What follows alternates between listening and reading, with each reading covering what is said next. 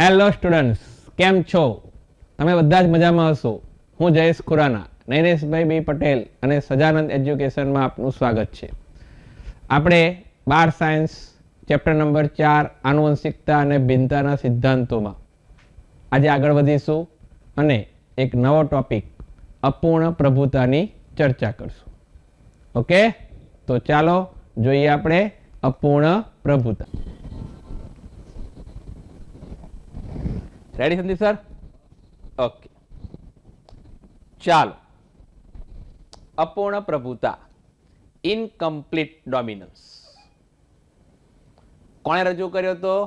Karl કોરેન્સ નામના વૈજ્ઞાનિક scientist. શેના પર રજૂ કર્યો? શ્વાન પુષ્પ નામની વનસ્પતિ, ડોગ ફ્લાવર, સ્નેપ ડ્રેગન અથવા એન્ટિરમ હિરમ. આ વનસ્પતિ ઉપર તેમણે અપૂર્ણ પ્રભુતાનો નિયમ રજૂ કર્યો હતો. શું નિયમમાં રજૂ કર્યું હતું? તો કે મેન્ડલના જે એક સંકરણના પ્રયોગ હતો, જેમાં આપણે એવું જોયું હતું, એક લક્ષણનું નિયમન કરતા વિષમયુગ્મી જોડમાંના વૈકલ્પિક કારકોમાં જે કારક પ્રભાવી હશે તેનું જ લક્ષણ અભિવ્યક્ત થશે. તો કાર્લ કોરેન્સે અપૂર્ણ પ્રભુતામાં એવું જણાવ્યું કે જ્યારે લક્ષણનું નિયમન કરતી વિષમયુગ્મી જોડમાંના જનીન તેના વૈકલ્પિક કારક પર પ્રભાવી અસર ન અનુભવે અને બંને જનીનની મિશ્ર અસર વ્યક્ત થાય, આને કહે છે અપૂર્ણ પ્રભુતા. ફરીવાર, લક્ષણનું નિયમન કરતી વિષમયુગ્મી જોડમાંના જનીન તેના વૈકલ્પિક કારક પર પ્રભાવી અસર ન અનુભવે અને બંને જનીનની મિશ્ર અસર વ્યક્ત થાય તેને અપૂર્ણ પ્રભુતા કહે છે. તો આમણે જે વનસ્પતિ લીધી હતી શ્વાન પુષ્પ, મેન્ડલભાઈ જેમ વટાણાની વનસ્પતિ સિલેક્ટ કરી હતી, એમ કાર્લ કોરેન્સે અપૂર્ણ પ્રભુતાને સાબિત કરવા માટે શ્વાન પુષ્પ લીધેલું. મેન્ડલભાઈએ એ વટાણામાં 7 અલગ અલગ લક્ષણોને સિલેક્ટ કર્યા હતા. એવી જ રીતે કાર્લ કોરેન્સે અપૂર્ણ પ્રભુતાને સાબિત કરવા માટે લક્ષણ તરીકે પુષ્પનો રંગ લીધો. અને શ્વાન પુષ્પ જે છે એમાં પુષ્પના રંગ 3 અભિવ્યક્તિ દર્શાવે છે: લાલ, સફેદ અને ગુલાબી. હવે પ્રયોગને સાબિત કરવા માટે એમણે 2 પિતૃને સિલેક્ટ કર્યા. એક શુદ્ધ સંવર્ધિત લાલ પુષ્પ અને શુદ્ધ સંવર્ધિત સફેદ પુષ્પ, જેમનો જનીન પ્રકાર R અને r હતો. એમના વચ્ચે જ્યારે સંકરણ કરાવવામાં આવ્યું તો જે પરિણામ પ્રાપ્ત થયું, F1 પેઢીમાં બંને પિતૃની મિશ્ર અસર વ્યક્ત થઈ, અર્થાત ગુલાબી પુષ્પ પ્રાપ્ત થયું વિષમયુગ્મીમાં R. અને F1 સંતતિનું જ્યારે સ્વફલન કરાવવામાં આવ્યું તો F2 સંતતિના પરિણામનું પ્રમાણ 1:2:1 આવ્યું અને 3 પ્રકારના સ્વરૂપ પ્રકાર પ્રાપ્ત થયા. 3 સ્વરૂપ પ્રકાર પ્રાપ્ત થયા. 3 કયા કયા? લાલ, સફેદ અને ગુલાબી.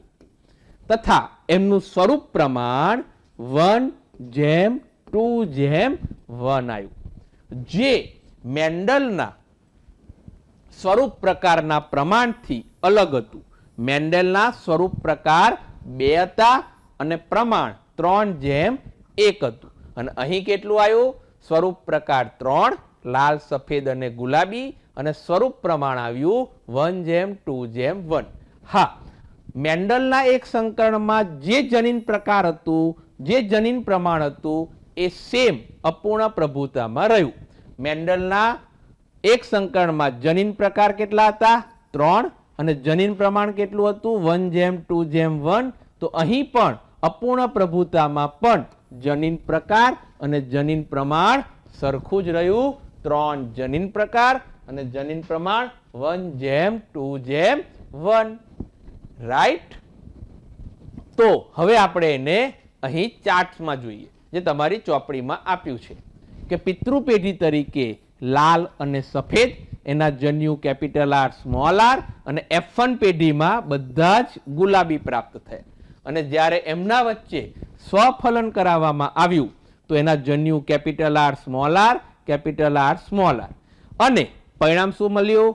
તો એક મળ્યા તમને, એક પિતૃ મળ્યા લાલ, બીજા પિતૃ મળ્યા સફેદ, અને એમની મિશ્ર અસર વ્યક્ત થઈ ગુલાબી, જે F2 પેઢીમાં પ્રાપ્ત થયા, જે આ એમનું સ્વરૂપ પ્રકાર છે, લાલ ગુલાબી સફેદ અર્થાત 3, અને સ્વરૂપ પ્રમાણ મળ્યું 1:2:1, તથા જનીન પ્રકાર મળ્યા આપણને 3, સમયુગ્મી આર, સમયુગ્મી સ્મોલ આર અને વિષમયુગ્મી કેપિટલ આર સ્મોલ આર, અને જનીન પ્રમાણ પ્રાપ્ત થયું 1:2:1. તો આ જ વસ્તુને આપણે ચાર્ટ દ્વારા પણ સમજી શકાય છે. સિમ્પલી ચાર્ટ, લાલ પુષ્પ પિતૃ પેઢી, જનીન બંધારણ સમયુગ્મી કેપિટલ આર, સફેદ પુષ્પ સમયુગ્મી સ્મોલ આર, એના જનનકોષ અર્થાત જન્યુ, અને જ્યારે સ્વફલન પ્રથમ પેઢી પ્રાપ્ત થઈ તો વિષમયુગ્મી કેપિટલ આર સ્મોલ આર પ્રાપ્ત થયું, અને અસર વ્યક્ત થઈ સ્વરૂપ પ્રકાર એમનો આવ્યો ગુલાબી. અને એમની વચ્ચે જ્યારે F1 પેઢી વચ્ચે જ્યારે આપણે સ્વફલન કરવામાં આવ્યું તો એના જન્યુ કોષો capital R small R, capital R small R, તથા F2 પેઢીમાં આપણને સ્વરૂપ મળ્યા 3, લાલ પુષ્પ, ગુલાબી પુષ્પ, સફેદ પુષ્પ, એનું પ્રમાણ મળ્યું 1:2:1, અને જનીન પ્રકાર 3 મળ્યા, capital R, capital R, capital R small R અને સ્મોલ આર સ્મોલ આર, આ 3 જનીન પ્રકાર મળ્યા, એનું પ્રમાણ 1:2:1 આવ્યું. અર્થાત મેન્ડલના એક સંકરણના પ્રયોગમાં જે સ્વરૂપ પ્રકાર અને પ્રમાણ હતું એ અપૂર્ણ પ્રભુતામાં બદલાઈ ગયું.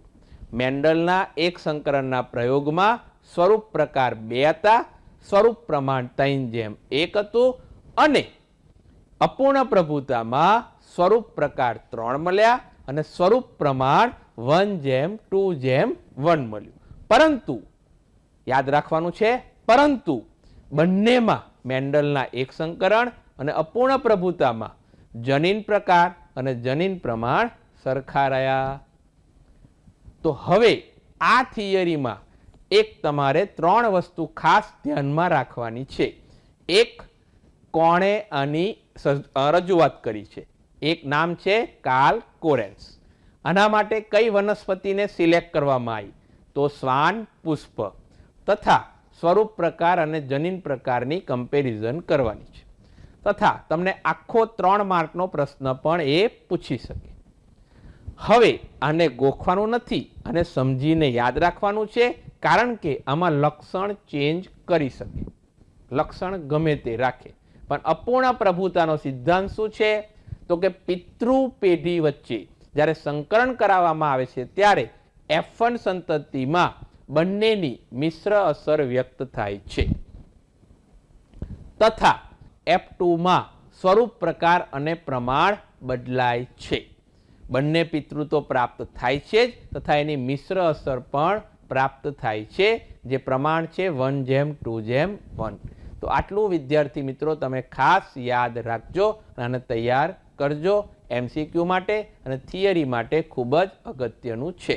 ઓકે, તો તમને સમજાઈ ગયું હશે, અને તમે આને વારે ઘડીએ જોઈને અને પાક્કું કરજો. ઓકે, આવજો. જય સ્વામિનારાયણ.